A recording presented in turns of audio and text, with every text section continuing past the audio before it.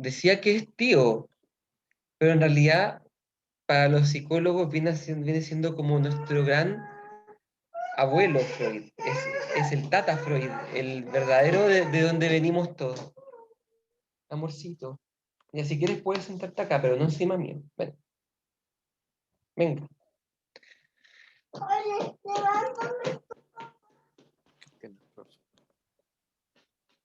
Ya, está acá, pero no puedes cruzarte demasiado en la cámara. Quédate así, ¿ya? No. ¿Te vas a quedar aquí? Ya. Bueno, entonces, el Tata Segismundo, bueno, es universalmente famoso y conocido, uno de los más grandes psicólogos y sin duda el padre de la psicología clínica. Eh, Él es el primer, digamos, la primera persona, o dicho de esta manera, que, que cree que haciendo algún tipo de intervención, conversación o algo con, digamos, con alguna persona que tiene algún tipo de enfermedad, eh, eso podría ayudarle a sanar. De alguna manera es el primero que le da, eh, que le da una connotación psicológica a los síntomas. ¿Se entiende? Antes de Freud, cuando había algún tipo de síntoma, como por ejemplo, no sé, laguna de memoria, irritabilidad excesiva, pesadillas, em, dolores de cabeza, tensiones musculares, se solía atribuir a algo biológico meramente. Entonces, la receta siempre era tomar algo o algún tipo de intervención médica.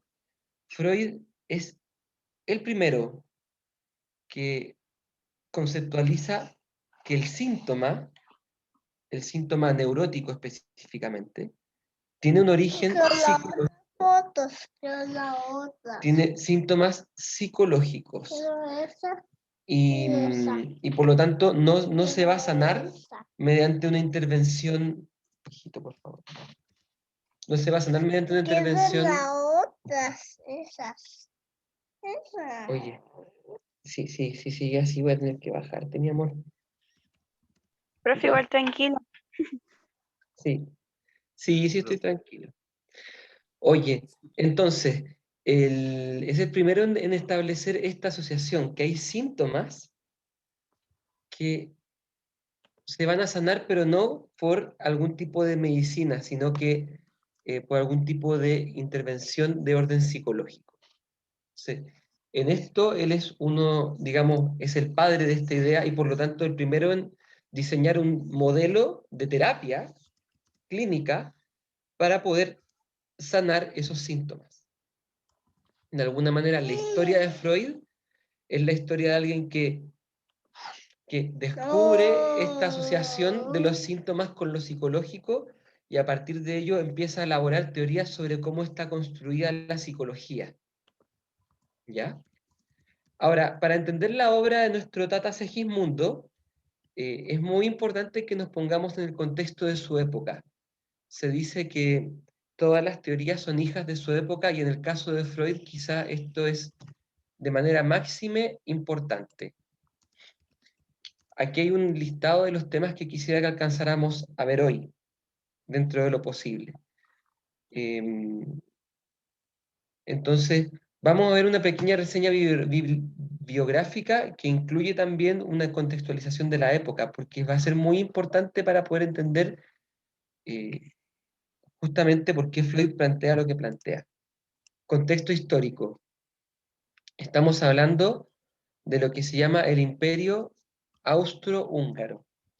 El Imperio Austrohúngaro, como pueden ver en el mapa, eh, era una extensión enorme de tierras, cuyo centro era la capital Viena, que es actualmente la capital de Austria. Eh, Estaba liderada por un emperador que se llamaba Francisco José, y este imperio estaba hacia el año 1880, 1860 aproximadamente, hacia, digamos, segunda mitad del siglo XIX. Ese era un imperio en pleno apogeo. era un momento donde, por ejemplo, no sé si estuvo o ya estuvo, pero estuvo Mozart en Viena ya dando sus conciertos. En Viena estaban, digamos, ya estaban en plena época de los valses de Strauss. Tenían un auditorio de ópera inmensamente grande y una orquesta profesional. O sea, a nivel cultural era lo top de lo top. La filosofía estaba muy desarrollada en esa época. Eh, y este imperio, digamos, competía en importancia con los imperios más importantes del mundo. Eh, Aquí hay una imagen de cómo se podría haber visto Viena en la época de Freud. Ven, esto es como medio nostálgico, pero los carruajes con energía verde, sin contaminación, eh, que van por la calle, la gente se traslada en bicicleta, y la arquitectura preciosa. Aquí hay otra imagen de cómo se vería Viena desde el aire el año 1873. Queda muy claro en esta imagen en qué consiste la cultura. ¿Cuál es el centro de Viena? Fíjense muy bien, ¿qué es lo que hay en el centro? La ¿La iglesia. iglesia? Exacto, Viena es una capital cultural muy, muy católica, digamos, siendo que Alemania, digamos, estaba muy convertida a las doctrinas cristianas protestantes. Austria era fervorosamente católica y orgullosamente de ser católica. La iglesia tenía un rol fundamental en la vida social, y como alguien está diciendo ahí, justamente estamos en una época que también se llama época victoriana, y época victoriana se llama así, pero no por culpa del emperador Francisco José, sino que por culpa de la reina Victoria de Inglaterra. Ya voy a hablar un poquito sobre el victorianismo, porque va a ser muy importante para poder entender el rollo de Freud. Pero fíjense, más o menos nos estamos situando en una capital cultural de un país, digamos, con mucha proyección artística, profundamente devoto, con una cultura muy adelantada, o sea, la cuna de Mozart, la cuna de Strauss, la cuna de Schoenberg, y también la cuna de Freud y del psicoanálisis. Entonces estamos hablando digamos, un momento muy especial en la cultura europea. Papá, ¿dónde está mi mamá? Está haciendo clase, mi amor. Porque yo le quiero. ¿Quieres que le traiga una barrita de cereal? ¿Mm? Yo saco. Bueno, vaya a sacar usted. Tú me la bajas. Yo te la bajo. Denme 30 segundos. Les dejo aquí con una escena de las galas. De las galas y de la realeza de la época aquí en donde está el emperador Francisco José ahí siendo saludado por cortesanas.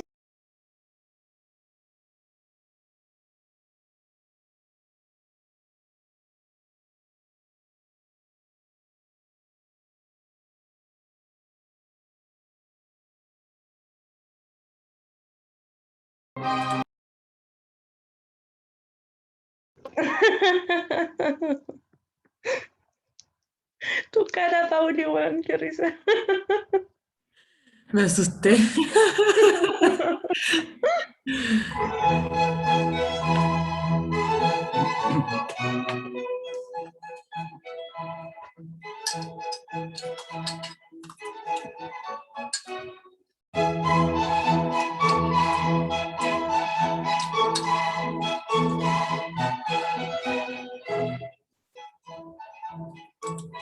Gracias.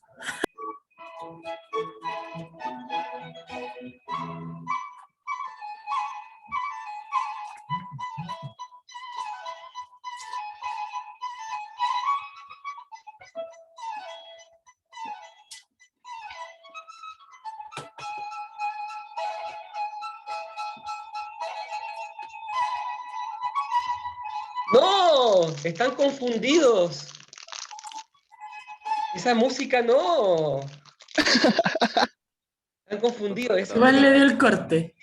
Compuso su música en Italia. Italia es un tremendo enemigo acérrimo del Imperio Austrohúngaro, así que no. Aquí tienen que imaginarse Tan, taran, tan, tan. Pam, pam, pam, pam. Pam, paran, tan, tan. Pam, pam, pam, pam. Profe, es ¿Ya? que nadie se quiere casar todavía, entonces no iba a eso. Eso es. Eso Oye, es. bueno, esto es súper Muy interesante llamada la mala porque suerte. hoy día el baile del vals, es que esto también, bueno, esto es parte de la materia, es muy interesante porque el baile del vals hoy en día se considera como una especie de momento como clásico, bastante formal, incluso como que súper como, o sea, no, nadie pensaría como, o sea, nadie pensaría en que el vals se pueda parecer al reggaetón, ¿cierto? Nadie pensaría. Pero les digo la dura, la firme, para la época de Freud, el vals es el verdadero reggaetón de su época. El vals tiene algo tremendamente erótico y que molestaba a los católicos más pudorosos, porque el vals es uno de los primeros bailes donde está este tocarse. El hombre toca la espalda de la mujer y, y además ocurre una cosa bien especial. El vals implica dar vueltas y el dar vueltas marea. Entonces, de alguna manera predispone a los que bailan vals como a marearse y a perder un poquito la racionalidad, ¿cierto? Entonces, sí, efectivamente, este es el ponceo de la época. Y era tremendamente debatido si acaso el vals era o no era correcto. O sea, ese era el debate. O sea, o sea, el perreo chacalonero, el reggaetón y todas esas cosas, el trap, o sea, nada de estas cuestiones que había en esa época. En esa época eh, era, bailaste vals. Agua. ¿Quieres agüita? Mira, tú sabes sacar en el baño, ¿no? ¿Quieres sacar con esto o con esto? Un plato. ¿Quieres un plato?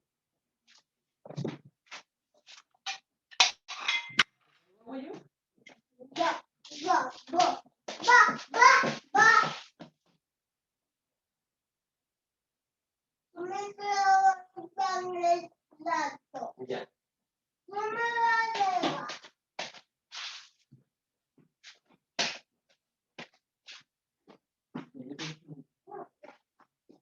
No puedo ver la atención.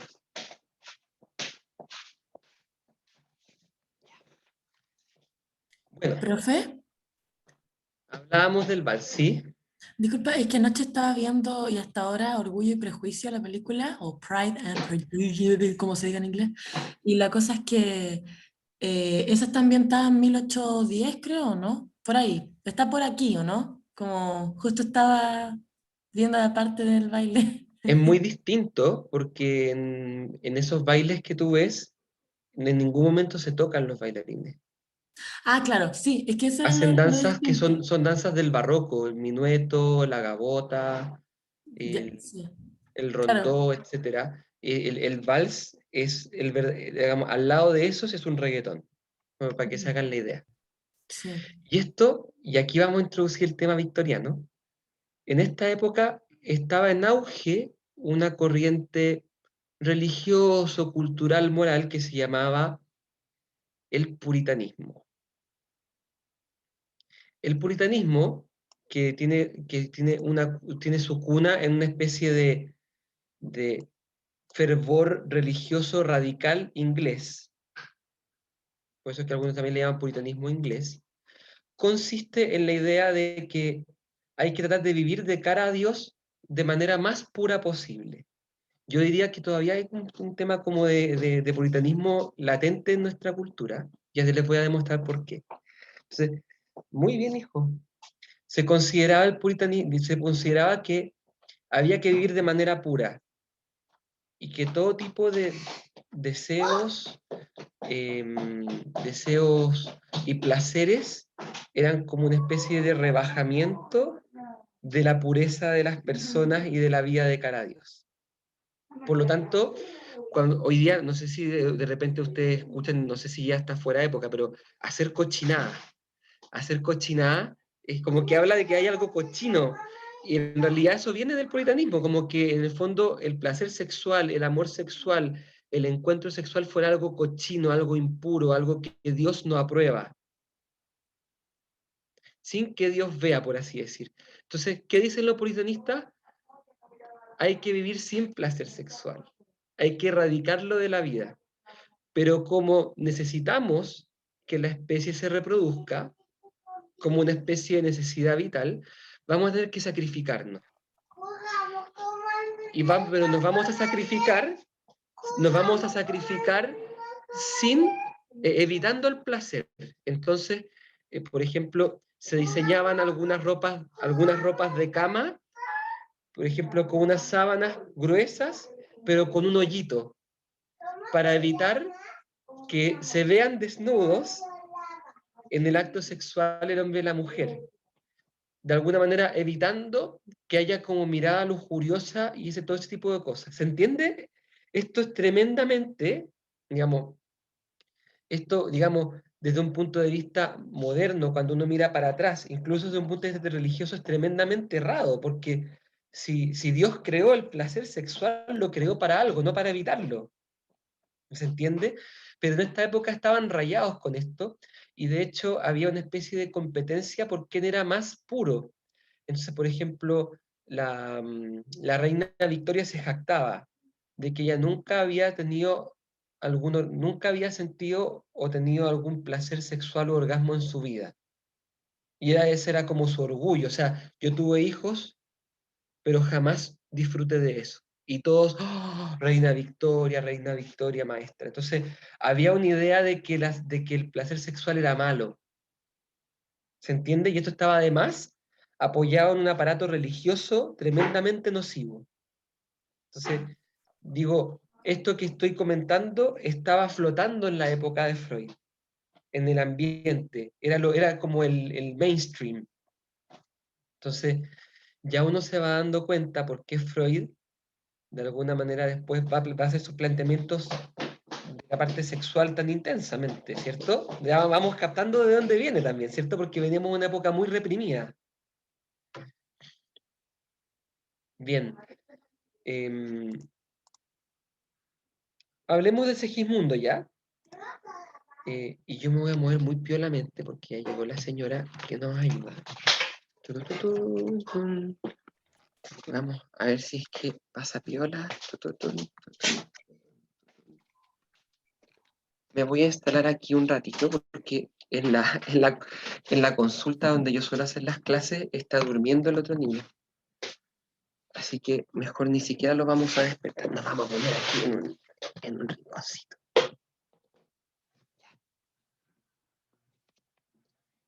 Entonces, aquí podemos ver a Segismundo con su papá. En la imagen de la izquierda, ahí está el pequeño Segismundo en un retrato que está con su papá, Jacobo. ¿Les suena Segismundo, Salomón, Jacobo? ¿A qué les suena? A los discípulos, ¿no? Aquí sí, más exactamente suena a Biblia, de todas maneras, pero más bien desde el aspecto judío. Freud, y esto es súper importante también tenerlo en cuenta, proviene de una familia de cultura y de raigambre judía. Significa que Freud fue introducido desde pequeño en todas las prácticas rituales del judaísmo. Estoy haciendo la clase. ¿Te fuiste? Sí, ¿Por qué te fuiste? porque llegó la señora Miroslava. ¿Por qué no la acompañas a ella? ¿De dónde te fuiste? Me vienes aquí a tu pieza. Ya. Anda con la señora Miroslava. Te está esperando ella. ¿Ese quién es? ¿Eh? Ese. Ya, eso estoy explicando. Entonces, la cultura de la familia de Freud está, digamos, traspasada de la influencia del judaísmo y de la cultura judía. No sé si alguno de ustedes es judío de familia judía o conoce a algún amigo que provenga de alguna familia judía. Sin duda, digamos, ustedes sabrán que digamos, es demasiado notorio cuando alguien tiene alguna cosa, alguna raíz judía, porque, digamos, las familias se juntan, son muy achoclonadas, se juntan mucho entre ellos, tienen muchos ritos, incluso aunque hoy día puedan ser agnósticos o ateos, si son judíos, se reúnen igual a hacer la ceremonia del candelabro, digamos, todos tienen estos como sombreritos que se llaman la kippah, y se reúnen a contar historias de la familia, de generación en generación. Son como una especie de cultura muy celosa de que se transmita su cultura de unos a otros. So, Freud no escapa a esto. Y Freud, por lo mismo, si bien él se va a manifestar y se va a declarar abiertamente, se va a declarar abiertamente ateo, Freud, ¿está lavado esto, mi amor? A ver. No. Dile al señor Miroslava que esto hay que lavarlo. Está con agua que está tóxica. Dile que hay que lavarlo. ¿Me entiendes, amor? Sí. Ya.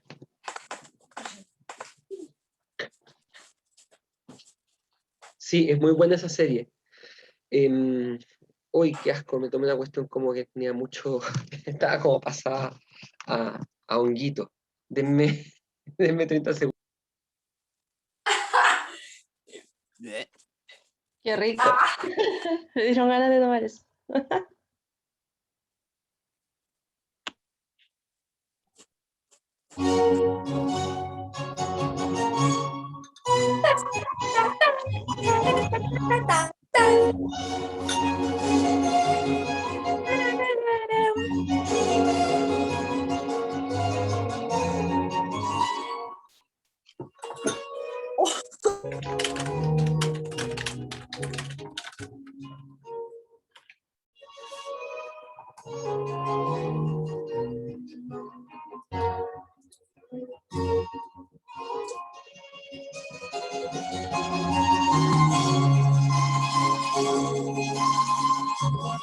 Ahí mocheando.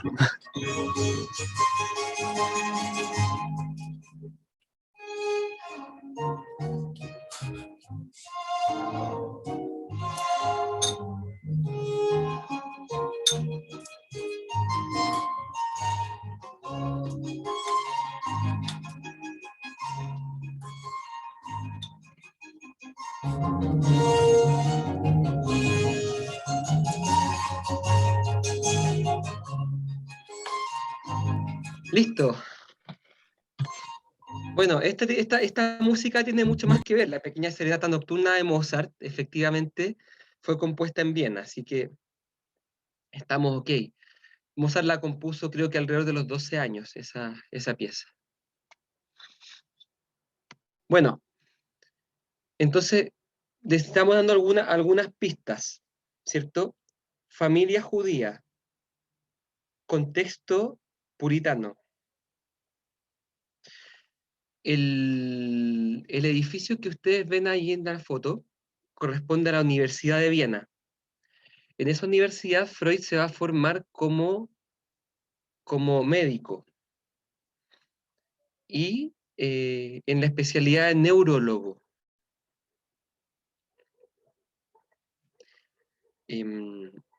Posteriormente, Freud se va a interesar por todos los fenómenos, digamos, por el tema de la psicología, y uno de sus maestros va a ser el médico que está en la imagen de abajo, el médico que sostiene a esa mujer. Este es un famoso cuadro que retrata a Charcot. ¿Quién es Charcot? Un famoso médico francés que propuso y fue el que inventó, acuñó el concepto de histeria. Para Charcot, la histeria, que es un tipo, a ver cómo decir, es una afección que él pensaba que se daba en mujeres, por eso es que le llama histeria. Histeria viene de histeros, Histeros es útero en griego. Por eso es que le llama histeria, porque él pensaba que se daba solamente en mujeres. Era un tipo de afección en el cual, por ejemplo, las mujeres de esa época se desmayaban o debido a algún tipo de suceso que les impactaba o por algún tema traumático, o que de repente, por ejemplo, quedaban ciegas temporalmente durante algunas semanas. Todos estos fenómenos, Charcot los estudió y le acuñó el concepto de histeria, y él propuso que era provocado por causa biológica. Entonces aquí muestran a Charcot en los primeros como aproximaciones a la histeria, al tema de la histeria, acompañado por sus alumnos en Francia. Esto es importante porque Freud se va a interesar por el fenómeno de la histeria, va a visitar a Charcot y va a estudiar con él, entre otros maestros del tema de su época. Tenemos aquí otra imagen, tenemos a Segismundo posando junto a su señora y a sus hijos. Aquí hay 6 hijos, y la más pequeña de acá, la que está en el centro abajo, es Anna Freud. Ella también va a tomar un rol muy importante en el psicoanálisis posteriormente a la muerte de Freud.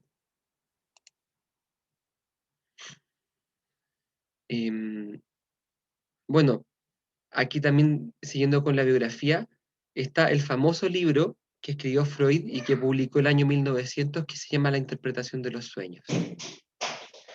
Es un texto muy interesante, si alguna vez ustedes pueden leerlo, léanlo, en el que él sienta su pensamiento psicoanalítico, digamos, propiamente es como el primer libro psicoanalítico, porque Freud había escrito otras cosas antes, pero este es propiamente un libro ya completamente psicoanalítico, que sobre todo plantea la existencia del inconsciente. Ya voy a dar un espacio para los comentarios, perdón. Tenemos a mano aquí en la foto de la derecha, Freud con sus primeros amigotes psicoanalíticos, que en los que se reunía en la sociedad de los días miércoles. Freud está a la izquierda, más a la derecha, el que está más a la derecha es ni más ni menos que Carlos Gustavo Jung, quien después, de manera telenovelesca, se va a separar de su maestro, de su mentor. Pero en fin, estos eran sus amigos, y en general todos menos Jung eran todos de ascendencia judía. Abajo tenemos el famoso diván de Freud. Este es el famoso diván donde Freud invitaba a las personas a recostarse y luego les invitaba a decir todo lo que surgiera, y él se sentaba, como ustedes pueden ver, justamente como detrás de la cabeza del paciente.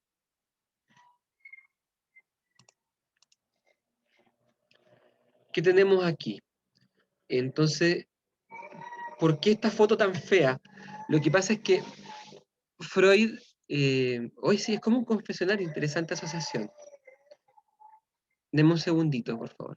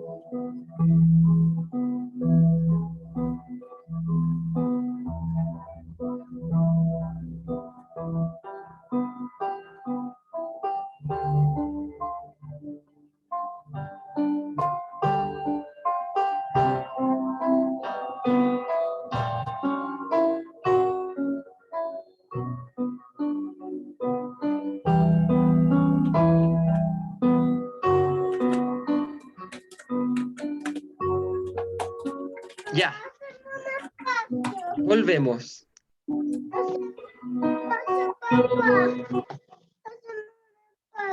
Ya. Aquí sí, ya. No, quiero mirar a ellos. Aquí sí, aquí tú puedes mirar. Pero no más cerca, hasta aquí nomás. Ya.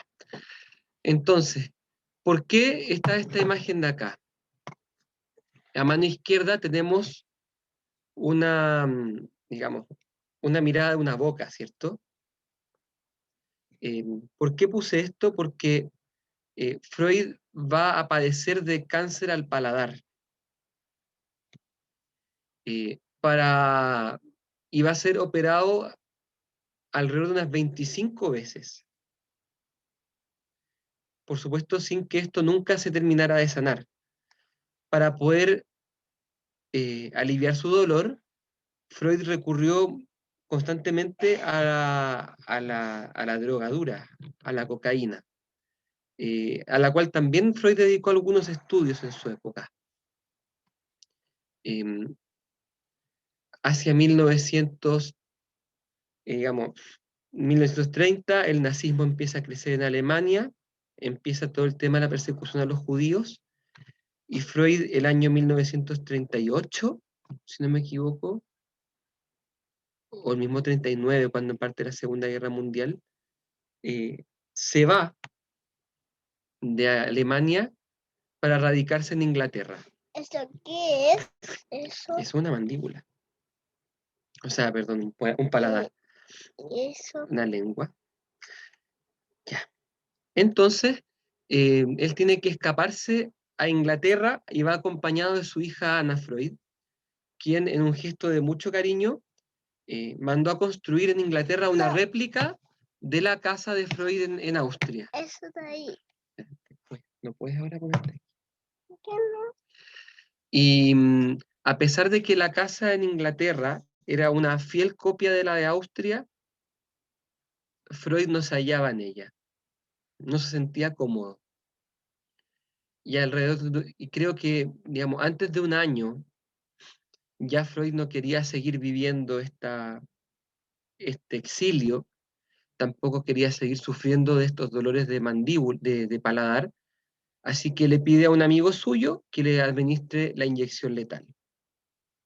Y de esa manera Freud fallece el año 1939.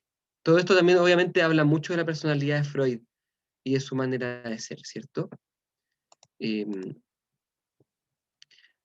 Los críticos de la obra de Freud distinguen tres grandes periodos, y es muy bueno saber de esto, no por como una especie de ay, mira, yo sé de los 3 periodos, sino que porque efectivamente Freud es un pensador que no plantea una única teoría o una única mirada. Es un pensador que plantea cosas y que en el tiempo empieza a cambiar, a modificar, o como él mismo dice, como a perfeccionar sus planteamientos. Esto es importante porque una vez dice, bueno, Freud dijo no sé qué, y otro no, pero dijo esto otro. Bueno, uno podría decir, ¿pero a qué Freud te refieres? ¿El Freud de la primera época, de la segunda o de la tercera? Porque efectivamente Freud plantea cosas diferentes a lo largo de su vida. No, devuélveme el mouse, mi amor. No quiero mirar. ¿Por qué no puedo mirar? Sí, estás mirando, aquí está. No quiero mirar el mouse. Es que lo estoy ocupando, mi amor. Entonces, Porque yo no quiero mirar. No quiero mirar. Dámelo. ¿Por qué no entonces, me lo prestas? permiso.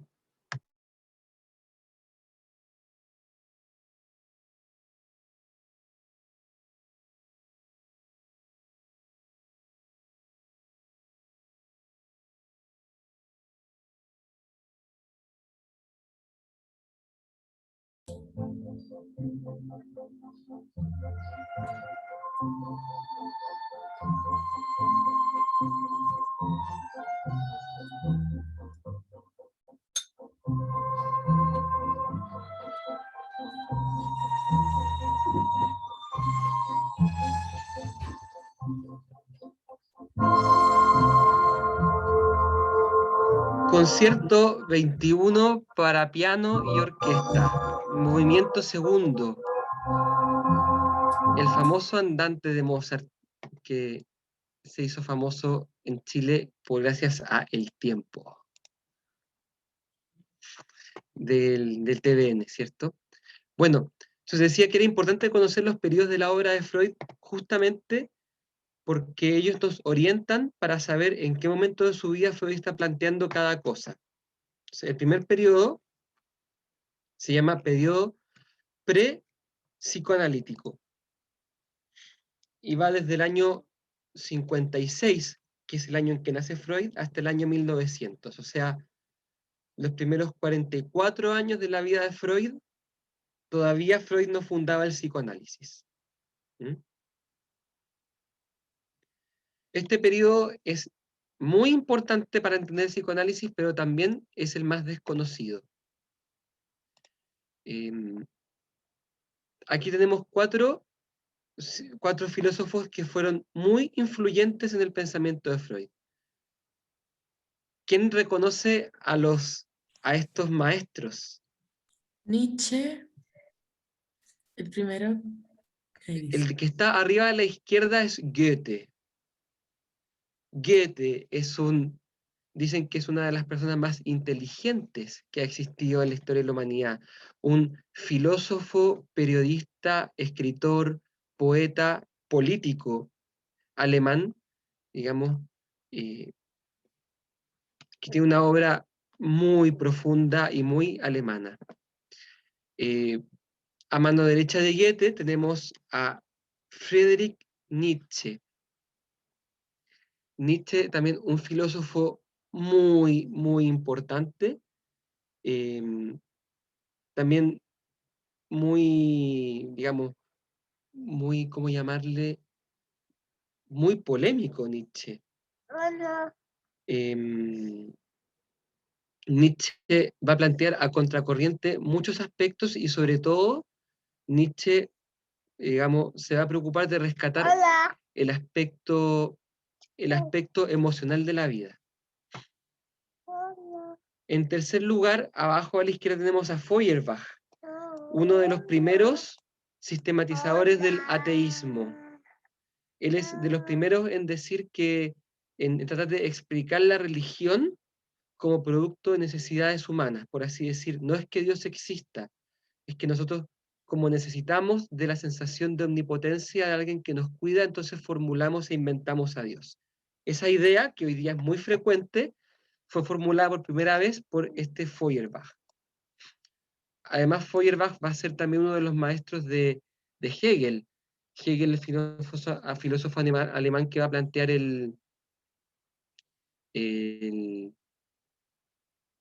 ya se me está cruzando la neurona.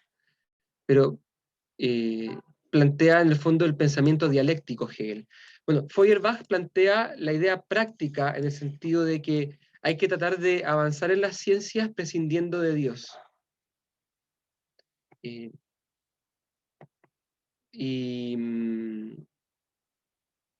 Y también materialista, en el sentido de que lo único importante y valioso a la hora de hacer ciencia es el aspecto material. Y lo único que vale la pena también es trabajar para que lo material cambie. Feuerbach también, como ustedes se van dando cuenta, es maestro de Marx. Marx, que también va a ser materialista, va a ser también ateo, y también va a plantear un punto de vista práctico.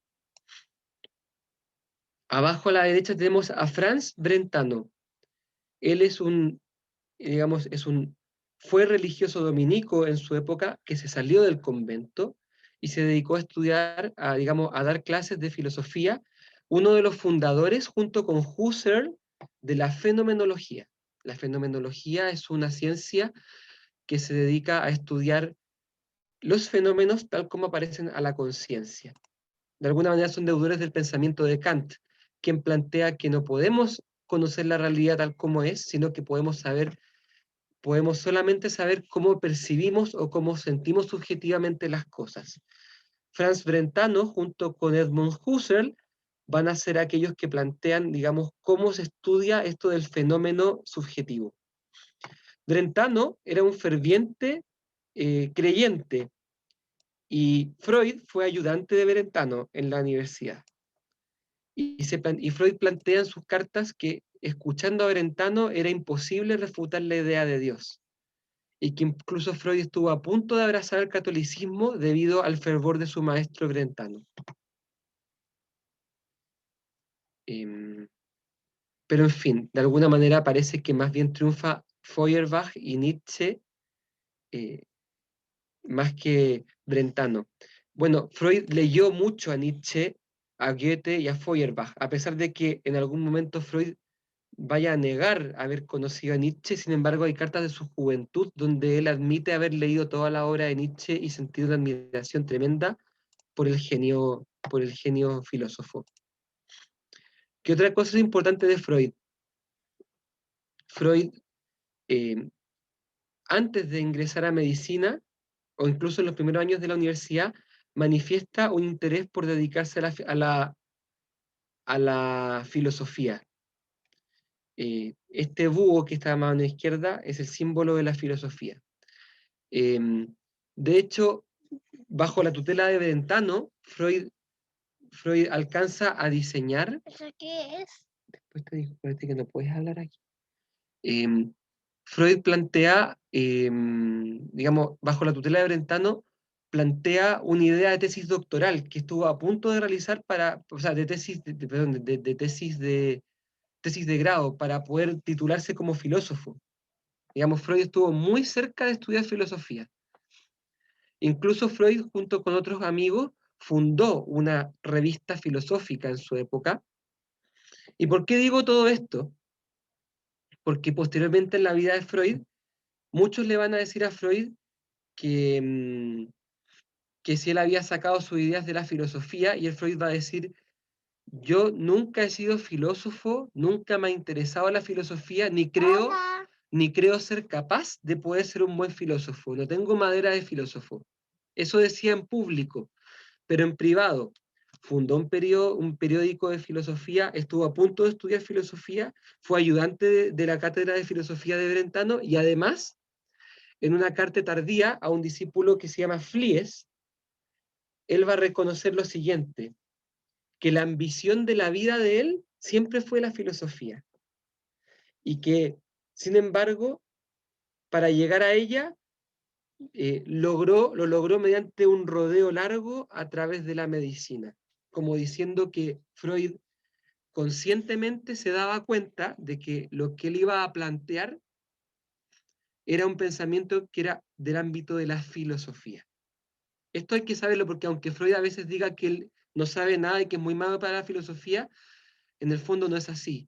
Freud es una persona tremendamente capaz y profunda en todo, incluso en la filosofía, e incluso actualmente en los ramos de filosofía se estudia Freud en cuanto filósofo. No fue fría. Sí.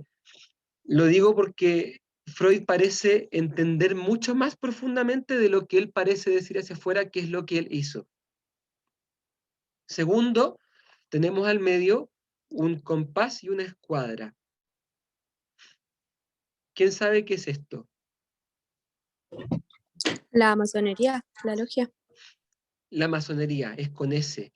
La masonería es una corriente filosófica, espiritual, una especie de escuela o de club también, en la cual se da una especie de pertenencia a un grupo hermético cerrado, donde hay distintos grados de conocimiento de las cosas que nadie sabe. Entonces, en medida que uno va subiendo en este grado de conocimiento de la masonería, se le van contando cosas que los otros no saben. De alguna manera se va accediendo a un conocimiento selecto. Creo que hay hasta 34 grados de conocimiento selecto en los masones, y los que llegan al grado último son los grandes maestros. ¿Por qué es importante esto? Porque Freud perteneció a una lógica masónica en la cual algunos dicen que llegó a ser gran maestro, pero no está comprobado eso, pero sí se sabe que las ideas de Freud, él en primer lugar las presentó en la logia masónica. Y esto no es menor, porque también cuando Freud diseñe su escuela psicoanalítica y su grupo de seguidores, de alguna manera va a replicar el funcionamiento masón. O sea, él va a tener un grupo de iniciados y de iniciadores, los cuales, para poder acceder a ser psicoanalistas, tienen que primero analizarse con él. O sea, digamos, Freud exigía que todo aquel que quisiera ser psicoanalista tenía que primero psicoanalizarse con él. De manera que en el fondo estaba como al control de todo. Y solamente los que tenían como un grado, digamos, ¿cómo decir? Habían como grados de pertenencia a la escuela de psicoanálisis, y a los más cercanos Freud incluso les regaló un anillo, que también es algo que se utiliza entre los masones, el de tener un anillo que simboliza como un grado alto de pertenencia a la masonería.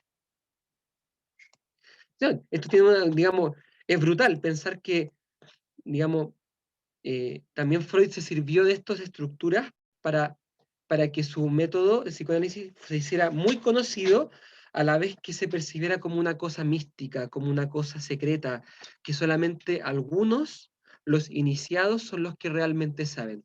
A modo de anécdota, cuando yo estudié psicología en la Universidad Católica a principios de siglo, yo estuve en tercer año el ramo de psicoanálisis, y el profesor, bueno, era psicoanalista de tomo y lomo, o sea, un psicoanalista digamos, de vida psicoanalítica.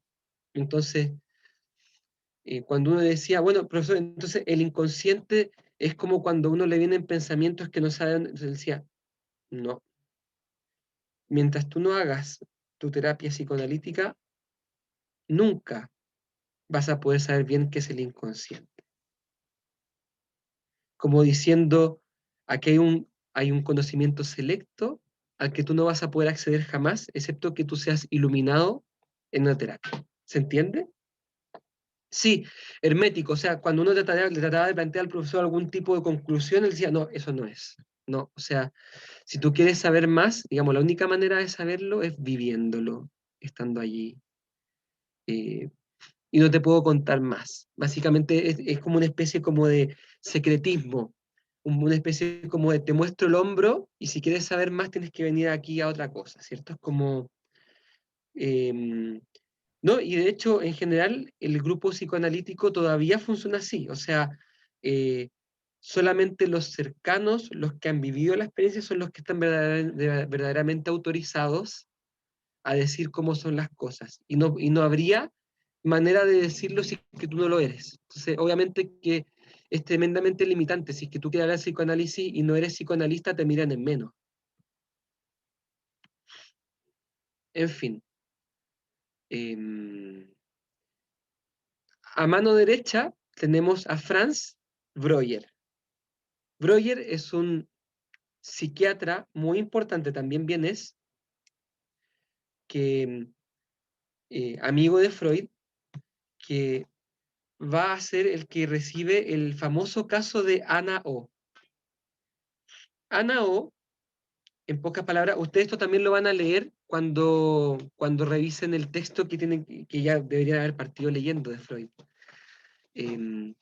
Léanlo porque es muy bueno. Freud, Freud escribe muy, muy bien. De hecho, en vida, él recibió el premio Goethe de literatura, una especie como de Nobel de literatura de su época. Lo que nadie sabe si fue como una especie de, digamos, de honor para Freud, o si fue una especie como de caricatura, como diciendo todo lo que tú escribiste es literatura nomás. Nadie sabe bien. En fin. Breuer va a ser el que recibe el famoso caso de Ana O. Ana O es una paciente que es clave en el nacimiento del psicoanálisis. Perdón, me están corrigiendo con razón en el chat, es Joseph Breuer. Joseph Breuer, muchas gracias. Ana O es importantísimo, el caso de ella, ustedes lo van a ver también cuando lo lean, pero básicamente a ella le pasaba que ella tenía un síntoma histérico, y cuando lograba hablar de algo de lo que ella no era consciente, lo hablaba y sanaba el síntoma. Entonces, por ejemplo, tenía paralizado el brazo. Papá, ¿Qué pasa, mi amor? siéntate ahí en la cama. ¿Por qué?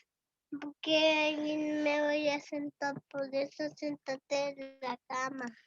Amorcitos, que tengo que terminar esta parte de la clase. Después de eso me siento en la cama, ¿ya? Dame 5 minutos. ¿Me esperas? Uno. Unos 5, ¿ya? Ya.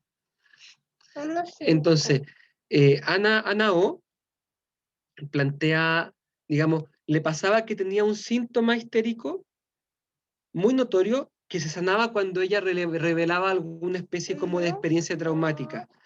Entonces, esto ayudó mucho a que ellos se dieran cuenta que cuando el paciente logra liberar o contar algo inconsciente o traumático, eso liberaba de ciertas cargas corporales. En cierto momento, digamos, Ana O pareciera que se enamora o se obsesiona con Breuer. Entonces la señora de Breuer le dice a Breuer como, elige entre yo o tu paciente.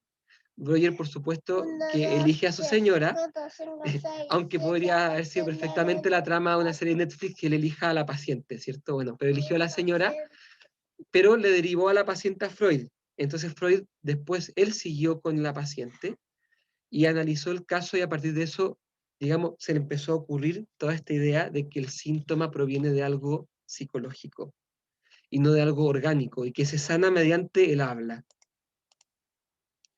Luego viene la etapa fundacional. En 1900, Freud publica La interpretación de los sueños, en el cual Freud plantea que todo sueño es un cumplimiento de deseo. Por lo tanto, todo lo que uno sueña inconscientemente está satisfaciendo algún tipo de necesidad o pulsión. Y también plantea a grandes rasgos en qué consiste el preconsciente, el consciente y el inconsciente. Ya lo voy a explicar. A mano derecha tenemos la Sociedad de Psicoanálisis. Los primeros psicoanalistas que se reunían con Freud, todos se psicoanalizaron con Freud, y a su vez ellos fueron a esparcir la doctrina psicoanalítica en otros lugares en los cuales ellos también tenían que iniciar a sus discípulos. Esta es la idea del psiquismo que tenía Freud.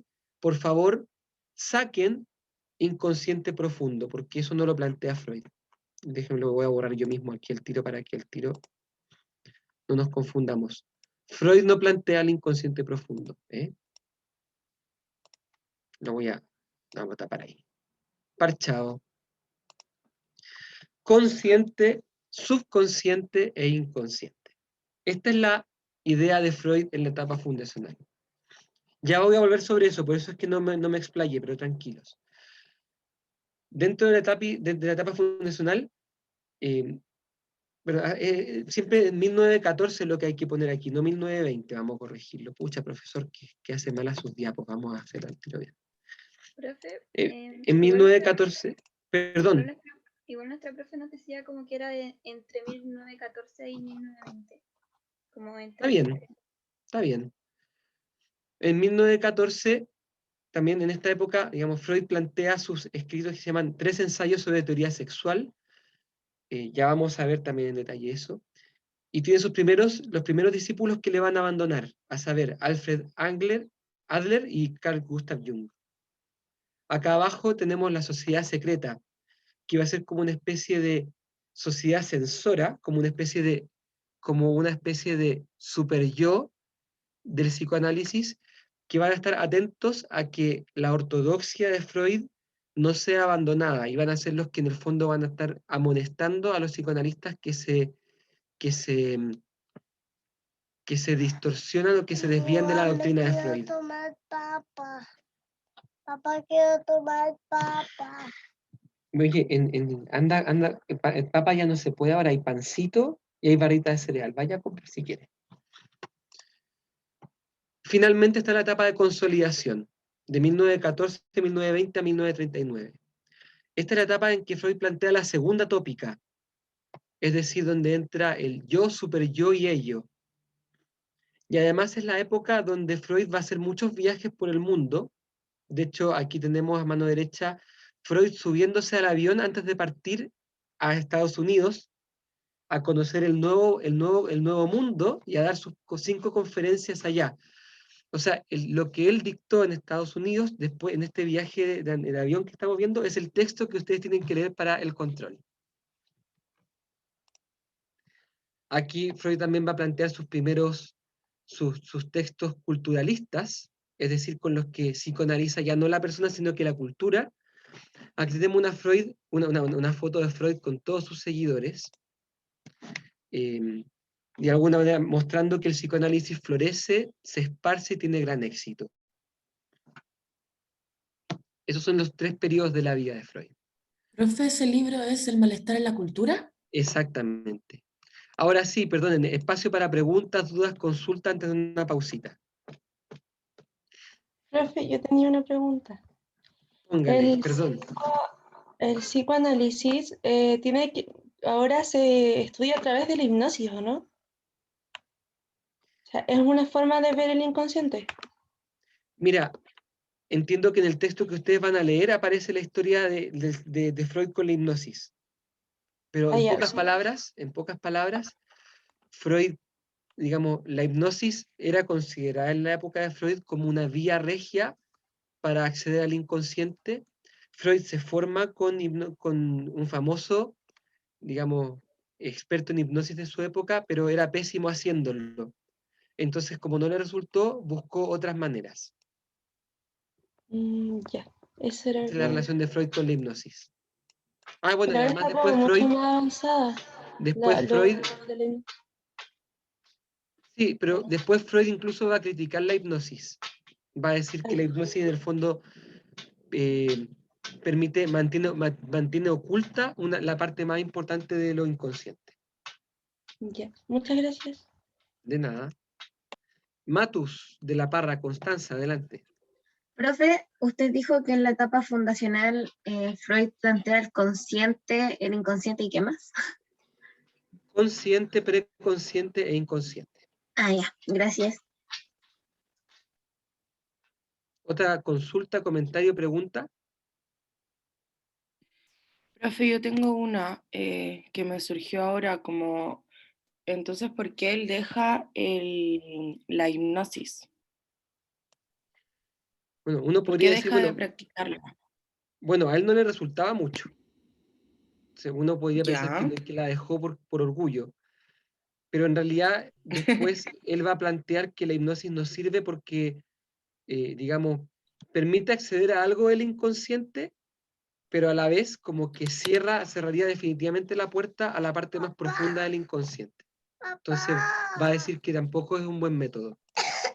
Papá. Ah, ya, perfecto. Profe, Díganme. también algo que se le critica harto a Freud es como sus dichos medios misógenos, como qué tan machito dirían ahora era. Ahora ¿En estaba serio? leyendo de eso. Estaba Freud es leyendo hijo de de eso. su época. O sea, Freud, digamos, Ah, yo no soy fanático de Freud, pero hay que entender que Freud es de una época donde era indiscutible que el hombre era superior a la mujer, donde digamos, viene él de una cultura machista, como es la cultura judía, sobre todo la de su época, y no, digamos, nada en esa época ponía en discusión el asunto, para nada. Ahora, en otro sentido, Freud es revolucionario porque admite psicoanalistas mujeres, por ejemplo. Claro, sí, sea cual sea Entonces, el caso, igual él, o sea, hizo un aporte desde ahí a como que sea cual sea el caso. ya vamos a hablar un poco de ese tema. Bien, hagamos una pausita si les parece bien. Son 20 para las 10. A las 10 reiniciamos, ¿les parece? Súper, profe. profe. Sí, Ya, profe. profe. Eso. Hijo, despídete de los alumnos, ¿Por qué? porque vamos a hacer una pausa. Chao. Chao, precioso.